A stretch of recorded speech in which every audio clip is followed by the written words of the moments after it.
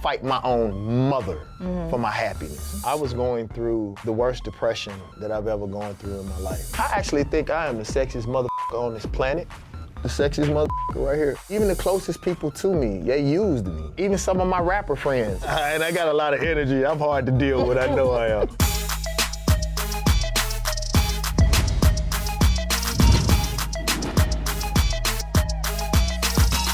What's going on, y'all? We're back with another episode of BET Talks, and today I have the honor of speaking to producer, artist, activist, philanthropist, entrepreneur, actor, but my favorite thing is lover of all things black, David Banner. What's up? Thank you, man. I'm happy to be here, man. I'm honored to be here. Yeah, you're glowing. You're coming in with an energy that I feel that we all need today. We're so blessed, and sometimes we get caught inside of our blessings and allow the business, allow life to turn our blessing into a jail. To say that I have 2 back-to-back hit TV shows, to be producing one of the top artists on this planet, you know, to be alive and healthy, to be sexiness incarnate. Come on. You know, some people can't say that. But David Banner can, all right? David Banner will. In the flesh. Now, we are gonna have a little fun with the game called This or That. I'll let you choose what you prefer, drama, action film, or a rom-com. Action film by far. That's all I want to do is sci-fi and action. I want to be our children's hero in real life and on screen. So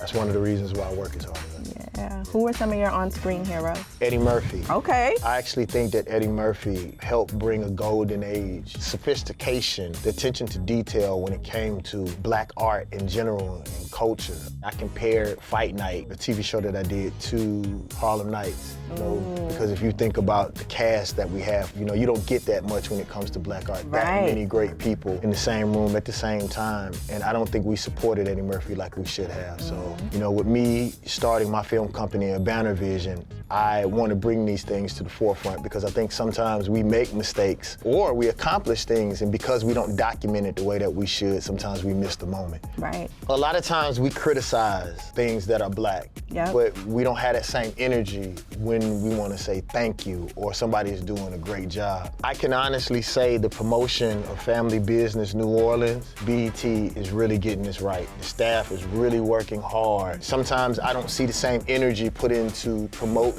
black people, especially globally. And with Family Business New Orleans, we were at the NAACP Awards. We walked in there like a literal game. Yeah. Like the promotion, the way that it was set up, I was so proud of how not only they treated the cast, but the way that they treated me specifically. From where I stayed till the billboards to just letting people know that there was a presence. I like to give props out to the original Family Business cast because I believe that Family Business New Orleans, we are the spoiled children of what Family Business had to go through from the beginning to right now. And when you see the cinematography, when you see the texture of the film, when you see the story within itself, that comes from all of their hard work. So a lot of times we step over and forget to thank those who came before us. So I want to thank Carl Weber. I want to thank everybody on the staff, not just his staff, but BET staff for doing a very good job, and I'm honored to be a part of it. Absolutely, and I think it's really important to highlight too, just what it's like being on that set of Family Business, an all-black cast, Mr. Jean LeBlanc. Talk to me about your character and what that's been like for you. Jean means a lot to me, and this is a personal story that I'll give to you all. I was going through the worst depression that I've ever gone through in my life. It was the first time that I didn't think I was coming out of it. No one knew this. I was filming Fight Night and Family Business New Orleans at the same time. I was offered Fight Night with Sam Jackson and Terrence Howard, Taraji, the whole cast that they had. I couldn't turn that down as an actor. And I knew if I got Family Business and did a great job, that would bring light back to what Carl was doing. I was just in a really dark place, and in building Jean LeBlanc and building Mo Slim for Fight Night, in actuality, we give characters light. But in this case, a lot of times I leaned on those 2 characters. Like when David Banner wasn't strong enough, I'd be like, what would Jean do? Well, sometimes I ain't lying, I would stand like Jean. You know what I'm saying? And the things that I was doing in Family Business, and it helped being encapsulated in that kind of power. Sometimes people who are method actors say that it's hard to shake that off. Well, imagine not being able to shake off that power. Right. To shake off that erectness in your stance when you've been standing that way. So when I wasn't strong enough, in a lot of cases, Jean LeBlanc helped me. I was a really rough dude. I wasn't the most disciplined when it came to anger. But the higher that I was able to get in life, or the more of a leader I became, I started learning that your anger is the devil's remote control. Anger isn't strength. Right. Anger is a weakness. You can't control the carnal sides of your personality, or you as a human being, you become animalistic, right? So I tried to infuse that into Jean because on the streets, coming up, he was wild. But now that he's a leader, he knows that if I go to jail, then there's 100 people who's gonna be affected by my lack of judgment. And I wanna say this, because I heard a lot of women complain about Jean not being home a lot, right? Well, he not taking care of home. And I might could have been one of them, but. And I was like, damn, the man is the head of the black mafia. Yeah. His brother just got murdered.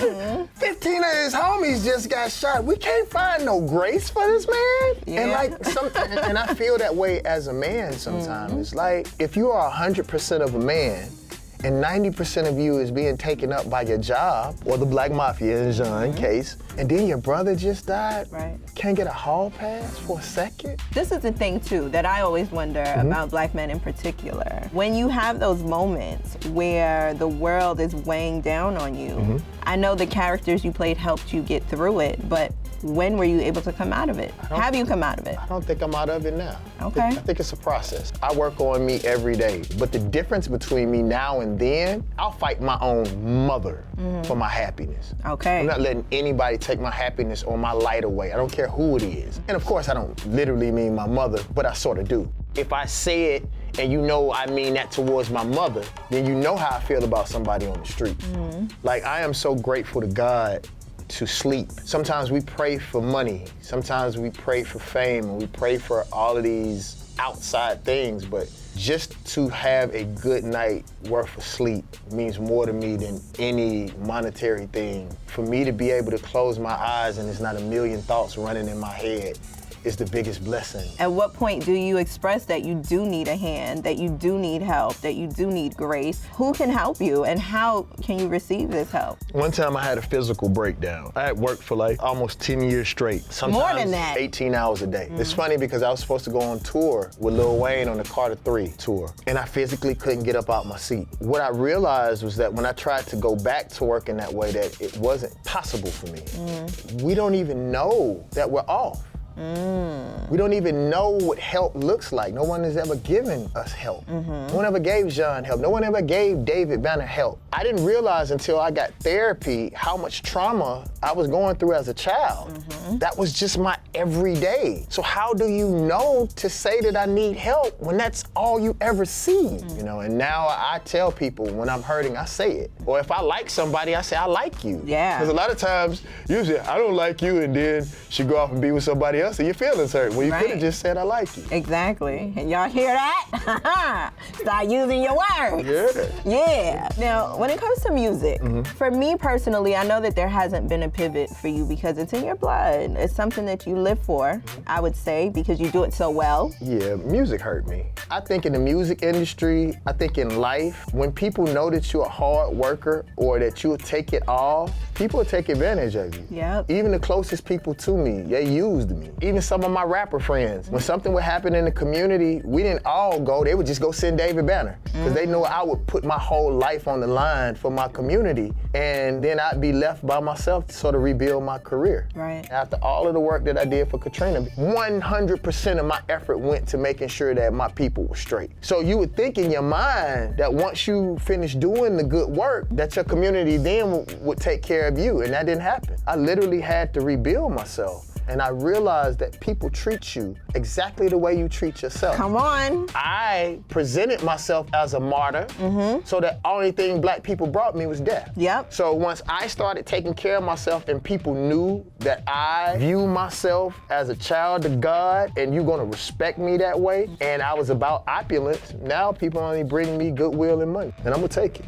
Absolutely. Live it up. When it comes to music, what about the beautiful things that it has brought you and the light that you see in it when you were finally able to do it as a career and make great money off of it and, you know, shock your daddy to where it hurt you and where you said, I don't want this anymore and I want to pivot into the spaces that value me? It was DJ Jazzy Jeff. I went to his playlist retreat. Crazy thing, it's at his house. I don't know if I'd have brung all the Negroes to my house. I don't know. Like literally, you sitting outside and this DJ Jazzy Jeff cat. It's like it really is cat. Like meow, this is his cat. You start spitting like summertime in meow language. I told him like, dude, I'm not doing no music. Don't ask me to do no music. I ain't doing no verses. I'm coming here for you. I'm an actor now. Second day of the retreat, he pulled me to the side and he said, Banner, music hasn't done anything but help your life. It has been nothing but a blessing to you. Now, the business of music, that's something different.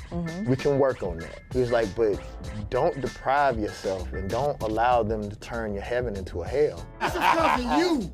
When I came here and said I wasn't doing no music, I was done with music. You lied. He said, Banner, you want to I ain't rapping.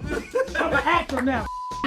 You lied. Me not learning the business better is my fault and my choice. Right. Nobody can screw over you unless they got a gun to your head and forcing you to do something. Now, if we don't read, if we don't research, then that's our fault. You are a slave to whatever you don't know. So where I am now, I want to do so well with the Banner Vision, which is my movie company, that I can get back to doing music for the right reason. I'm helping Jill Scott with her new album right now. And what's crazy is it's not as much about production as it is having someone that you respect, that you can really talk about music, because that woman loves music so very, very much, and I used to be that way. And it's funny, Erykah Badu, I called her one day, and I was like, sis, I don't feel the same way anymore. And she literally said, you looked the business of music directly in its eyes, and you saw the truth. And you can never, ever see music the same way again, because it's not what we thought it was. They lied to us, right? So she said, whatever you feel like it used to make you feel, lay in it as long as you can, because it may not ever come back. So to have that space with Jill, to be able to make that kind of music freely, we never talked about money until yesterday. Really? And I've been working on this for almost 2 years. The truths and the trauma that comes within the music industry, I feel like it's something that we don't hear enough about until it's scoring somebody so damn much to where they on the Instagram yelling in front of the cell phone. How And bad could it really be as rich as I am? Because I am filthy. I gotta honestly tell y'all that I've been all around the world. I just left Bali. Ubu was one of the most amazing things. I was riding go-karts with MC Light. You know, imagine that. Me, MC Light, and Russell Simmons. crazy. Who would have ever thought that that would have happened? How's You know what I'm Russell saying? Simmons doing? He's doing great. He's doing wonderful. I'm very, very proud of him. I brought his name up on purpose. Okay, because I was I a did. little... No. I did that on purpose, and I'll tell you why. Go ahead now. We look at entertainers as if they're different than our uncles, our cousins. You know what I'm saying? We judge people as if they're not human beings. And I believe that regardless of whatever happens in our community, we should deal with people inside of our own walls. I don't believe in conflict. If you notice that, you never seen that in my career. When I went to Bali, I didn't even know about what he was going through. I didn't know what was happening in the news because I don't gossip. I don't gossip, I don't talk about people. I don't even watch the news anymore, as political as I am, because it's acid to the soul. Right. And the thing is with black people is that we act like we're winning. We act like we have all of these leaders. I see how people do me. They were criticizing because I said I'm ready to get married. I am used to being attacked by the world, but it bothers me when it comes from my own people. Right. I can't even sit up here and act like it doesn't. You gonna criticize me for doing right? For not having no diseases, for not having no children out of wedlock, for wanting to even be married? Think about this. As much money and as good as I look, it would behoove me to be Right. What was the criticism behind that? Because I'm not... No, it really would though, y'all, am I right? Yes. It would be better for me as a man to be a Right. I don't think so. No. It has to be, because why would they criticize? What was the criticism? Oh, Because that I had missed waited that this part. way. I had waited this long in life to decide to get married. But I believe in the institution of marriage. I love the black woman. I honor the black woman. People think that I am joking when I say that you're beautiful. They think that it's something sexual behind me saying that you are a beautiful black woman and I honor you. No, that's how I generally felt. And I like that extra grab right there. Affirm. It made me feel awesome. I really want the black woman to feel like she's wanted. Right. Even in family business New Orleans, as much stuff as John is going through, he never cheated on his wife. And she's out there for the night. Well, let's start by turning this town upside down. No. Let's start with the Midnight Blues. I like the way you think, my love. You're saying that you're ready for marriage. I am. You want children. Yeah. But what does dating look like for you? Are you dating? Are you intentional about the space that you're in with women? Truthfully, I'm taking my time. Because I can't lie to you. This thing that's going on with me and black women, there's such a respect and love. Like, my DMs are popping. I mean, like, I'm serious. Like, They saying the real like stuff too, right? And they like, you know, what that you want a woman? Like, do we need to fill out an application? And like, Jean LeBlanc literally is the sexiest motherfucker on the network. And I think, honestly, we should just focus like a freeze frame on him and what he's doing. And I'm trying to wonder what BET is gonna do since I done lost 35 pounds since then. Okay. I might do the next season with no shirt on. Wow. Cotton has never done nothing for a black man in the South. I think I'm done with shirts. Okay. For now, you gotta keep the cotton on. Yeah. This is probably, from a female perspective, the most attention that I've ever had on me. But it's the loneliest I've ever been in my life. I'm very, very lonely, but it's on purpose. I want to be clear when she comes because I waited too long to make any mistakes now. I don't want to miss this opportunity because I do want to be married and I do want children. And I have an opportunity that most men on this planet don't have. I am not a unicorn, I am a dragon. Okay. I'm a black man with some bread that's halfway smart, in shape, you know what I'm saying? That's thoughtful. Come on, man, I know who I am. The viral moment that I had with the young lady on the carpet. What does black excellence mean to you? I'm looking at it.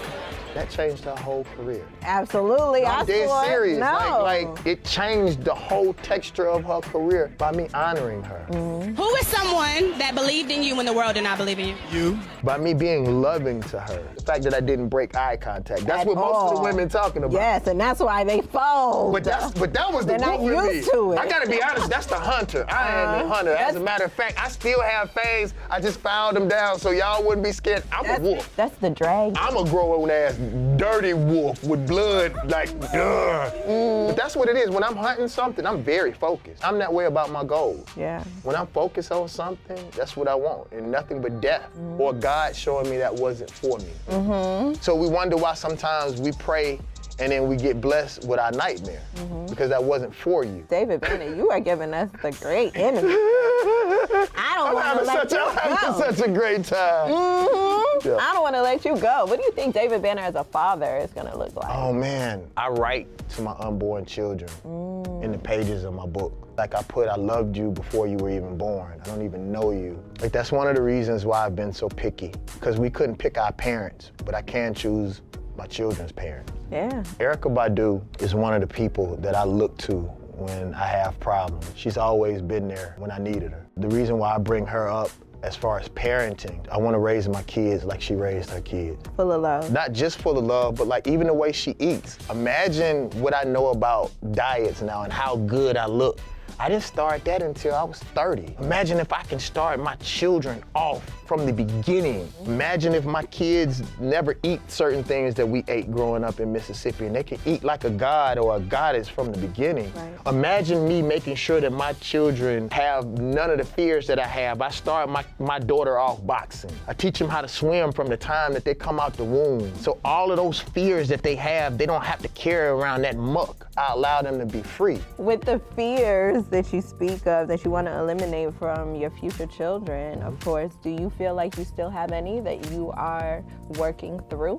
One of the only things I fear on this planet is misleading people. They said that this happened with Buddha, when Buddha was walking the earth, that there was 3 levels of consciousness that Buddha was able to attain. As history went along, they forgot which one was the first, second, and third. You can teach someone something, right? And then when you move on, you reach another level of consciousness, but they're still stuck with what you just left them. So one of the things that I fear is that I misguide people. So what I try to do is I try to teach people how to think, because I may be wrong. But if you just teach people the process of how to think, how to be open. And this is my one criticism of a lot of oppressed people in America. Some black people, they don't want to free the slaves. They want their opportunity to hold a whip. Some of the most oppressed people in America have now become the most oppressive. So for me, my fear is using my blessing and this sword that God has given me and swinging it on the weak. And so I just try to shine a light and become a better human every day. And hopefully you all will see that through the humanity that I bring to Jean LeBlanc. And one thing I'm getting good at that I want to be great at is making you like the so-called bad guy. I hope you all are smart enough to see that I'm probably going to be the greatest leading man of all history and that y'all should invest early or you're going to have to pay a whole lot later on. I'm being honest with you. Okay. David Banner, you got a special glove going on right now. You're doing a good job too. Thank you. Very, very proud of you. And we don't lift and tell each other in the moment how good that we're doing because it's a lot of pressure. And I got Hey, don't you get me. And I got a lot of energy. I'm hard to deal with. I know I am. Walked in with all this energy and of course looking great as ever. Please tell us the good garms that you got on because I know that you're into the look. Well, I'll just say this. I want to shout out Dave Yerman. I want to shout out Fear of God, Hadiaki Bespoke. It means a lot to me, especially being from Mississippi and having to learn the fashion game the way that I did from the outside. I want to bring a masculine aspect for especially little black boys who want to be into fashion and who love clothes. I want to award the brands that award us. One of the reasons why I support Dave Yerman the way that I do is because of the campaign that they gave Michael B. Jordan. Yep. And that made and we see it everywhere. Yeah, that made me so proud. And I don't know if he did it on purpose, but the level of masculinity that he put into it, it was tasteful and it was purposeful. It still had an authentic feeling of blackness to it. And I not only support in what they give me, I buy it because they supported black folks. Absolutely. You know what I'm saying? And so to see him up on them billboards meant a lot. What does your style say about you? I got a lot of bread now. I read. There is a level of intelligence to everything that I do. I know we keep talking about all the money that you're raking in, and I know a lot of that money comes from gaming. It does. Talk to me about that, because I don't know nothing about a game, because I don't play. Gaming is something that I've always done, something I've always been interested in. I game at a very, very high level. I had actually stopped gaming for a while because I thought I was wasting my time, and I started listening to the parents and the people my age, and why you spending all that time in front of a video game. I'm tired of being David Banner all the time. And it's a release, a way for me to escape just everyday life. You know, one thing I try not to do is I try not to play too many open world games though, because it'll take up too much of my time. I need stuff that's gonna start and end so I can conquer it. I beat games that take some people 2-3 weeks and 17 hours. It's sort of like life. I ran through life the same way that I run through games and don't enjoy just playing the damn game. Right. So now I'm just trying to get back to that. T-Pain, he told me that he makes more money playing video games now than he does producing music. A lot of people, T Grizzly's also on the gaming situation too. So I haven't gotten to that point yet. T-Pain said that he was gonna set up everything so that I can not only stream and play video games, but also use it for my public speaking. Because I'm trying to stop just chasing money. There's a sense of responsibility, a sense of honor. You know, that's one thing that I loved about Nipsey the most, is that no matter how much money he had, no matter how far the marathon was gonna go, it was about honor first. I learned this from Ali Sadiq, that we spend so much time trying to impress these lames, that we should just get a community of us that do good business, who are honorable men and women, and just create our own community. Because the better men that we are to each other will allow us to be better husbands, better friends to our women. Yeah. We have to first learn how to honor each other, and that's something that I want to do. Maybe God allowed us to be alone so we would know how it feels when other people are alone, and we would pay more attention to it. Because we always say we got each other, but we never show up for each other. Right. So I want to be the example of that. We got you, David Banner. appreciate Thank you it. for dedicating your mind, all that knowledge, your body, your presence on the big screen and in person, and of course, your soul. We feel you. I almost got a little teary-eyed, and I ain't even that kind of guy. You did a good job. I almost did too when you gave me my flowers on camera. Y'all better keep that in there. We really enjoyed everything that you had to share, and of course, we're going to watch it all on Family Business, New Orleans. Thank you, Jean LeBlanc. David Banner. Oh, okay. Now we wrapping it up. BET Talks. Thank you. Thank y'all. I had a really good time.